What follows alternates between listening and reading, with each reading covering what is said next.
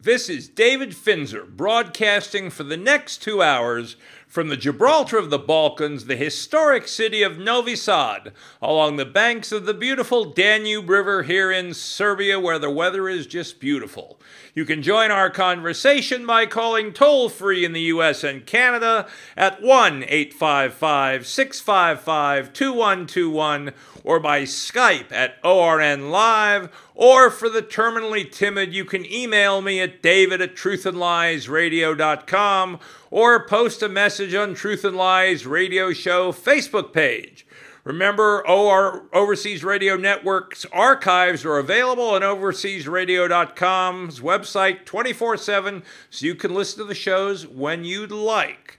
According to the Big Clock, on truthandliesradio.com's FATCA, Foreign Account Tax Compliance Act page, your worldwide financial privacy, if you're an American citizen or permanent resident, will expire in 208 days, 13 hours, 50 minutes, and 1 second. Well, today is a day that ought to be remembered. 68 years ago, 156,000 American, British, and Canadian forces landed on 5 beaches along a 50-mile stretch of the heavily fortified coast of France's Normandy region. The invasion was one of the largest amphibious military assaults in history and required extensive planning. Prior to D-Day, the Allies conducted a large-scale deception campaign designed to mislead the Germans about the intended invasion target. By late August 1944, all of northern France had been liberated, and by the following spring, the Allies had defeated the Germans. I cannot help but remember how different, or think how different the world would be had we had live TV when that happened. If we'd had live TV during the Second World War, if we'd had a press that was intent on managing the media the way they did after the Dieppe raid failed and the bodies floating in the bloody water on that day, what the world would be like today. I think the mainstream media would have been the best ally the Germans had, just like during the Cold War, the mainstream media was the best ally the Soviet Union had.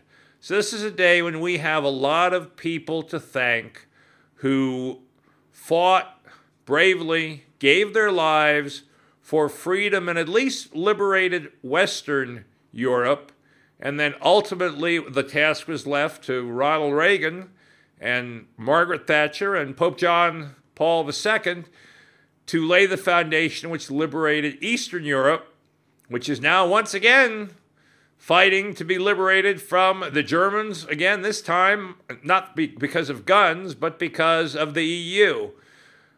I hope that victory is won so that this sacrifice 68 years ago was not in vain. And all I can say is, Vichnaya Pamyat, may they rest in peace. God bless those brave men. Now, good news, Governor Walker in Wisconsin won very handily his recall election. In fact, he got more votes in the recall election than he did in the original election when he took office. Wisconsin Democrats and the union forces lost their bid to unseat the incumbent Republican Governor Scott Walker in the state's special recall election Tuesday, which signaled an end to political turmoil that had enveloped the Badger State for more than a year. Quote, bringing our state together will take some time, but I hope to start right away, unquote, said Governor Walker in a statement. It's time to put our differences aside and figure out ways that we can move Wisconsin forward. Walker survived the third recall of a governor in U.S. history, and as I understand it, the only one to survive, and in his defeat of Democratic Milwaukee Mayor Tom Barrett. You may remember that the governor got into office by a recall election in California where the ruling governor was kicked out. I guess Hollywood helps. The results are a stinging and well-deserved loss for organized big labor, which poured millions of dollars into the recall effort and bussed in volunteers from across the country to canvass voters. But Walker benefited from enthusiasm and the money gap. He outraised Barrett around 7-1. Democrats could never find a solid line of attack against him, giving voters little reason to support the new guy over the incumbent governor. Walker's collective bargaining reforms, the impetus of the recall election, which reduced the union's power to coerce people, failed to catch on as a central issue in the election, and the Democrats pivoted to several other lines of attack, from Walker's jobs record to an ongoing investigation into a former Walker staff member to Walker's so-called war on women. When in doubt, let's bring up some kind of minority, even though women happen to be a majority in the United States. In the final days before the election, Democrats attacked Walker for raising out-of-state money. Of course, they bust in all kinds of out-of-state union workers, which is the same as raising money, but that doesn't count. Quote, Walker became the rock star of the far right, raising millions of dollars from out of state, Barrett said. A sore loser, sour grapes sound like to me. At union rally in Kenosha on Monday, people of Wisconsin know it's wrong to take money from out of state. Well, is it equally wrong to have union thugs bust in from out of state? I think so. Wisconsin's voters weren't very impressed. Voters seemed more impressed by the economic numbers Walker cited.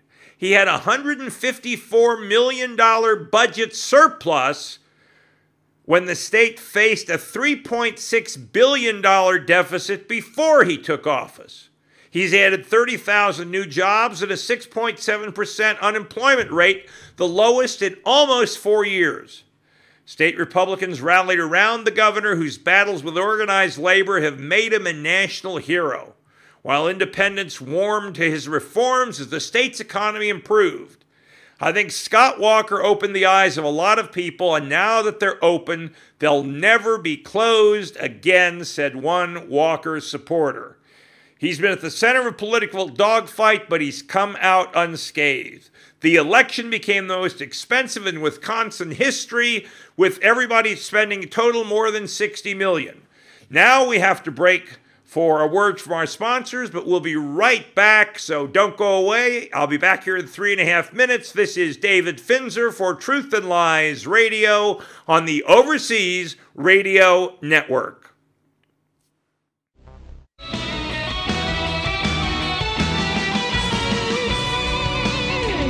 This is David Finzer for Truth and Lies Radio and the Overseas Radio Network.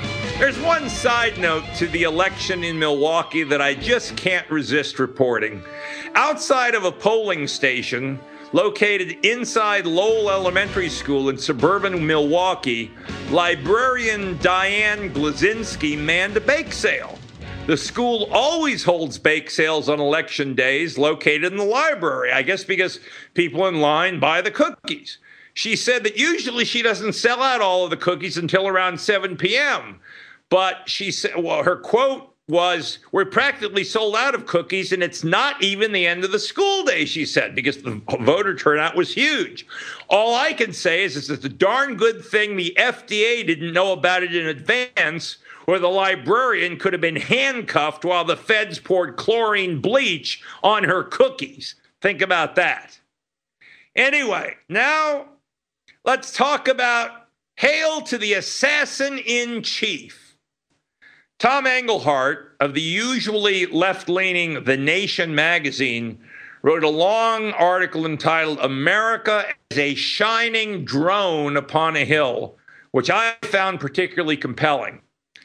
I've excerpted, summarized, and added my own modest, as always, comments in the story.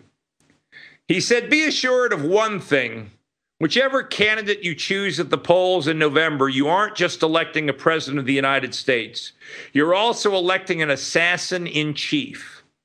The last two presidents may not have been emperors or kings, but they and the vast national security structure that continues to be built up and institutionalized around the person of the president are certainly one of the nightmares the founding fathers of this country warned against.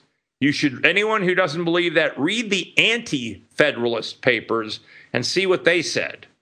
They are one of the reasons these founders put significant war powers in the hands of Congress, which they knew would be a slow, recalcitrant, deliberative body.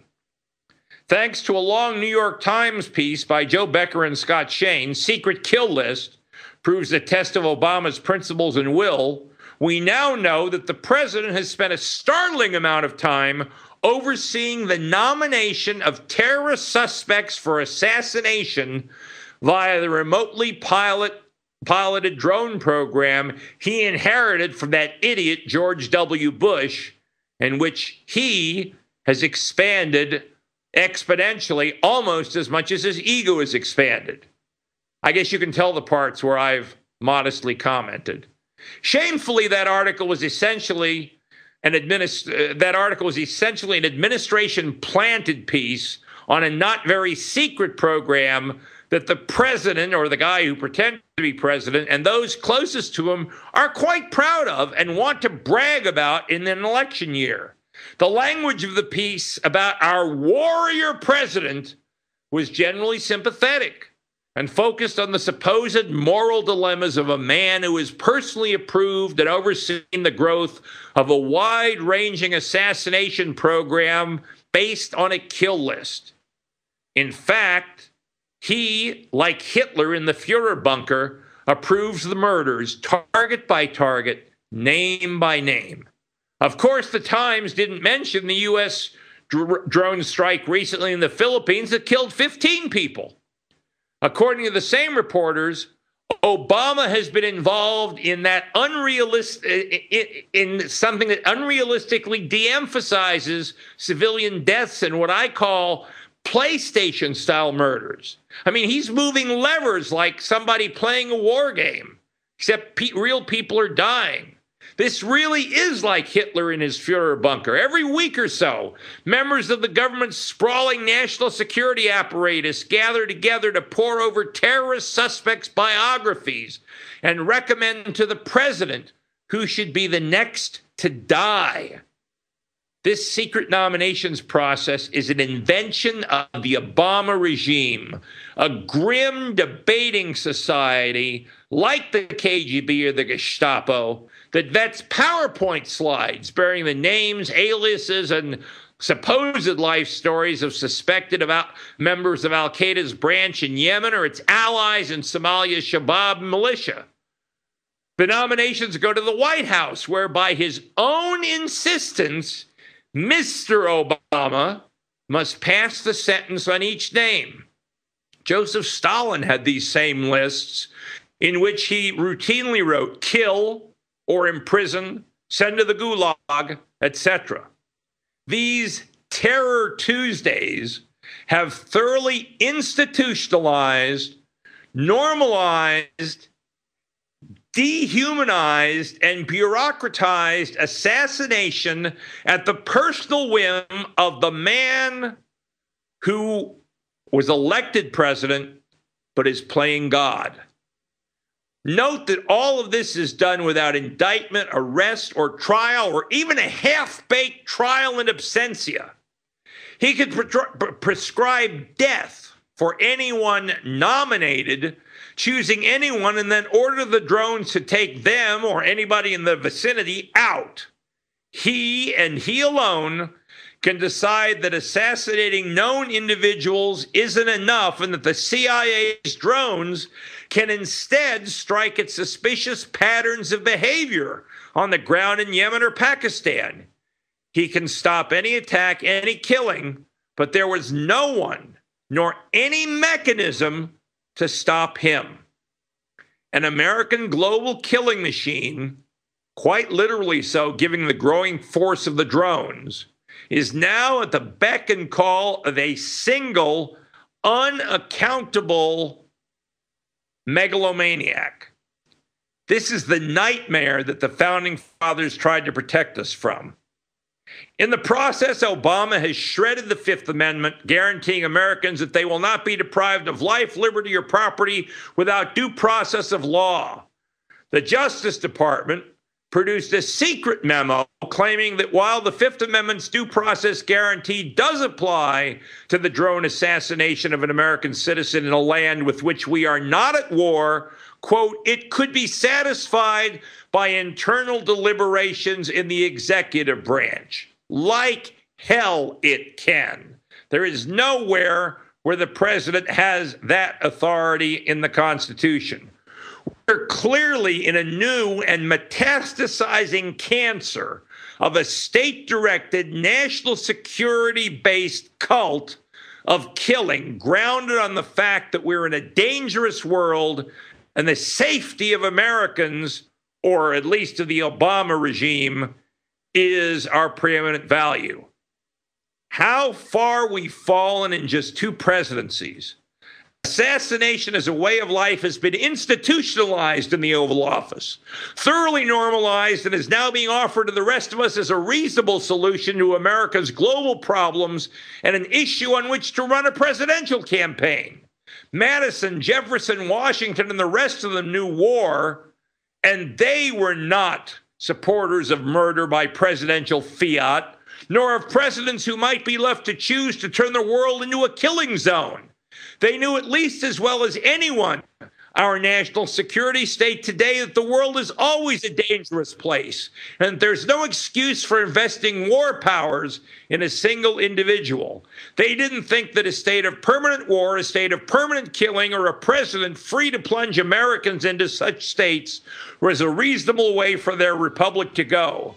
To them, it was by far the more dangerous way to exist in our world.